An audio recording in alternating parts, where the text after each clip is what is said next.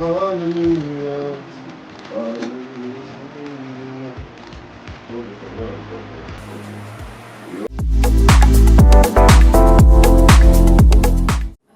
From the script lecture, I learned the key points to writing your script, and it's not necessarily for you to have a full story. Whatever comes to your head, you put it down, then with time you couple everything together. From the script instructor that came the last time, I learned about writing your script. You have to first of all draft down your plots, your synopsis before going down to the script fully, so you won't have to forget your story when writing down the scenes. The script instructor that came in, I learned that in order to keep your audience anticipating to see the end of a movie, you need to start first with an action that could keep them waiting. That's the only way you could probably have them watch it to the end.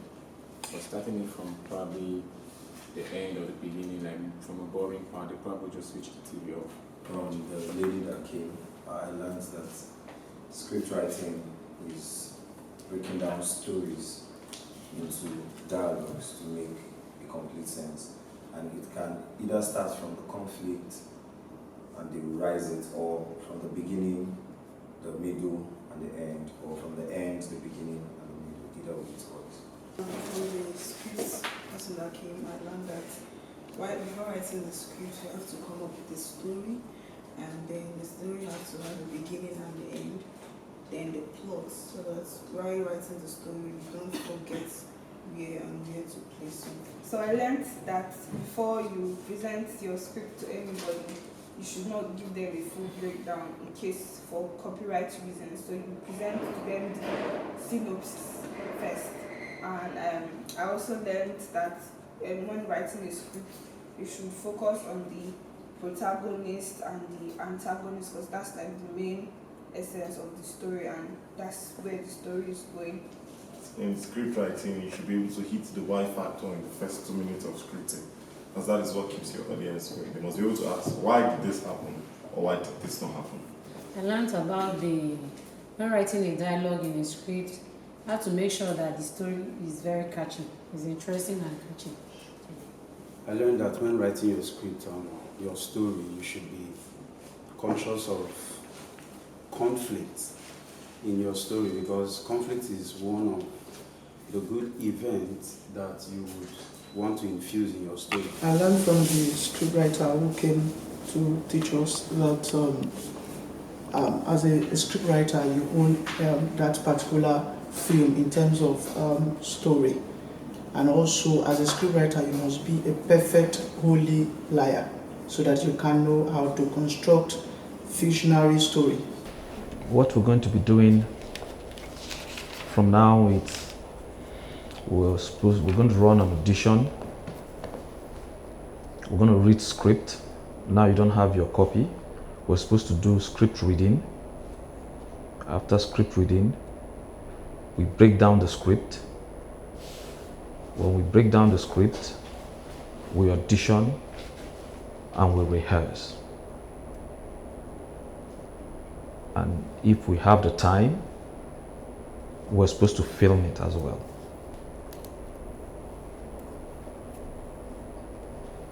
Sometimes you find out scripts, just like what Kingsley said now.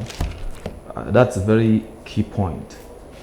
The day I was giving you the story, you're supposed to do a plot. One of the major reasons why you need that plot, so that your film cannot go back and forth. Your film will not just go a little bit to the right, a little bit to the left. You don't know where you're going. I mean, you should have seen some films like that. Most oftentimes series. They'll go up, they'll go down, you find out that the story has no ending, they don't know how to end the script. That's because there is no plot. Even if you're going to write 100 episodes, you should have your plot right. Once you have your plot right, the story will flow very nice and slow, and it will be nice or fast as you want, and then very well. So now, first and foremost, I've gone through the script. Who wrote the script? Myself, Alera, and also. So what was the altercation for between you and Aleron, I guess? Was it Aleron I saw there? Yes, sir. It was me and it was myself and Aleron. Yeah, so what brought the altercation? Okay, we started the script together the night of the last eviction, and because he had some punishment, he had work to do. So we came up with scene 1 to scene 3 together. We discussed that together. So when he came back the next day, that was towards the evening, he saw that I had furthered on to scene, I was in scene 10 by that time, and he was quite pissed because he wasn't part of scene from scene 3 down. But I made him understand. I said we were meant to submit this in the nick of time, and we were working to be time conscious, so I just wanted to progress ahead. But then I was going to give it to Nonso and himself to proofread and come up with any corrections whatsoever. So he was quite pissed, and he said, I like to take the glory of scripting and all that and all that. And I said, sincerely, I was just doing this from a place of being nice to the team, so to ensure that we don't, because the responsibility falls on our head and everything. So that was what ensued the argument between myself and Aleron. Aleron, is that correct?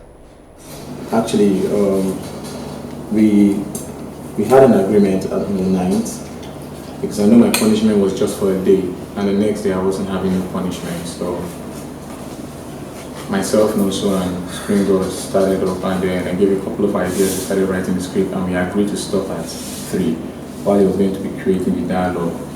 So when he stops at scene 3, we can continue the next morning. So the next morning comes, and I observe him writing, and I see that he hasn't made any move to say, okay guys, come on, this is what the idea I brought and all. And I left him because it's not the first time I'm noticing that nature, even before Pino left and all. I just kept watching him and watching him, and then when I came, I told him, okay, how far are we going? He has reached scene 10. I'm like, really, you didn't even tell me. Like, no, I'm doing it because we're under punishment. I'm like, it was yesterday, not today. I'm not under any punishment. You should have called me to tell me you went this far. Well, I just told him that fine, you can go on with the script, but what you did was wrong. It's teamwork. The moment you're doing it alone, it's no more a teamwork. That will happen. Wherever we find ourselves, it must be teamwork, especially script. And the interesting thing about team is that the glory still comes to everybody. Exactly. It's possible there are certain things somebody has remembered and has brought in an idea for the person that is not with you. First, I'm not happy there is no female amongst the team that is writing. Because as a female, you cannot write the emotions of a woman better than a woman. So don't say because it's a teamwork, so even the person who you know is not interested or will drag you back, you say because it's a teamwork, be part of it. No. At best, the script should have been read to the entire house. Was it read to the entire house? Yes, the script should have been read to the entire house. Everybody will take note, and then we'll take it up from there. Is that clear? Yes. So we'll read the script now. Killing Brenda, all hands are pointing to you as the prime suspect. So I ask you again, why did you kill Brenda? That witch. On the contrary, ask her and her cheating husband who killed Brenda. Picks up his notepad to take notes. Alright, madam. Brenda, tell me what you know. Frederick has always had eyes for Brenda. He is married to Bola, but he has not for one day imagined life without Brenda. Bola is the crown in this game, in their game of chess. She has no foresight and does not realize she is but a figurehead.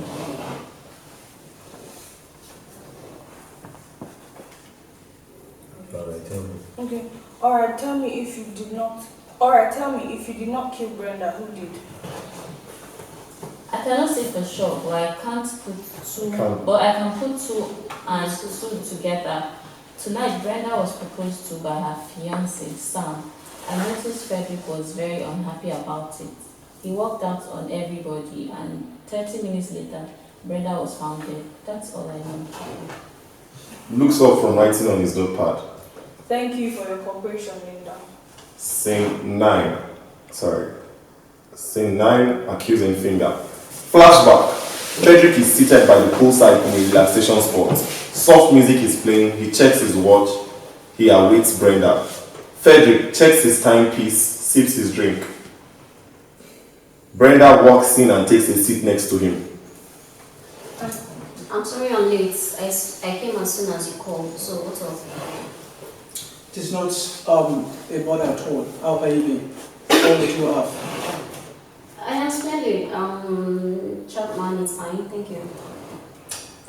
You look good today. Scratch that you. Okay, scratch that you always look good. Scratch that, you always look. Yeah, scratch that you always look good. Smile. Okay, Frederick.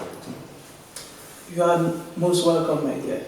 Brenda, you have been receiving my gifts and letters. Do you like that? A bit confused. I don't quite understand. Gifts, letters. Are you my secret admirer? Yes, I am the one who sends the parcel night and day, and it's because I love you. She laughs and switches.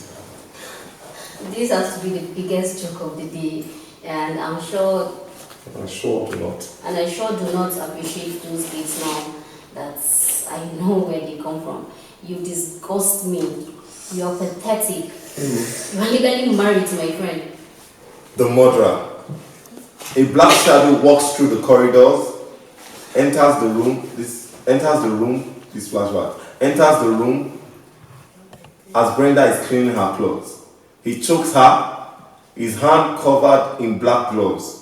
Chokes her from the back with a cloth. She slumps, he kicks her leg with his leg to confirm if she's dead. There is no response. Flashback. Jessica eases herself in the room after the party. She looks into the mirror and condemns Sam for being with Brenda. She says hateful words at Brenda and uses her hand to smash the mirror. She passes the walkway. She bumps into Brenda, congratulates her on her engagement. They hug and she goes away. So what are notes? Did anybody make any notes? Any suggestions? Any questions? I've had some spelling corrections, and that's all I think I noticed. Every other part of the film is very okay. Okay, what we're going to do next now is, so that I can also free myself, is we'll do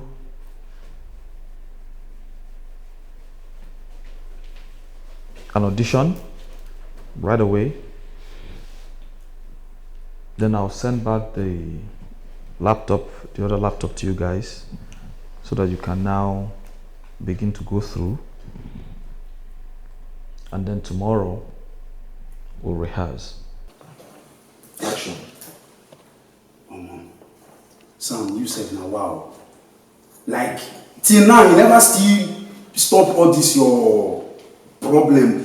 Back in the days now, if your pain cover no loss, now the leg of your locker and I don't break. If that one never break, they find one of your uniform. Nah, guy, now you don't reach car. See where you can't drop me now.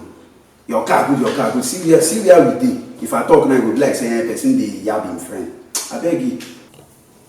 Oh no, Frederick, don't worry. I just had drinks spilled on my blouse and I just want to get it off now.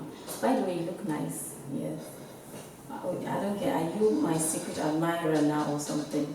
But thank you. You look nice. Brenda was my friend. I can never do anything to hurt her. I can't even kill a fly, honestly. She was such a good person to me. And we were close in school, so I can't do anything to hurt Brenda. Me, I'm starting to think this is from your village. I don't understand you again. For school time, your uniform they miss, pen, everything. Now we they go small journey, just small journey, motor down. I don't understand your way.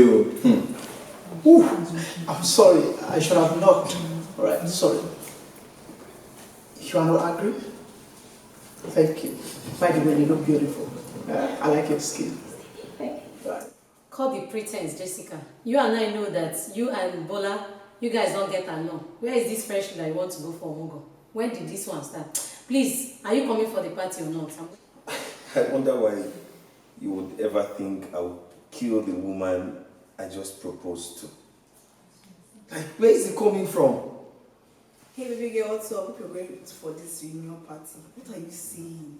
Don't tell me you're not. If you're not going, I'm going, shall. I'm not ready to miss that party because it's going to be a banger. Son, you're hurting me.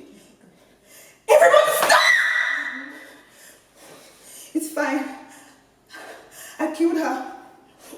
I killed her. I walked to the room and I saw her gasping for air.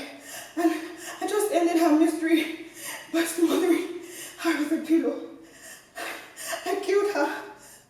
Brenda was very close to me. We started as seatmates. We moved to being classmates. We became friends. At the point we couldn't even do without a call.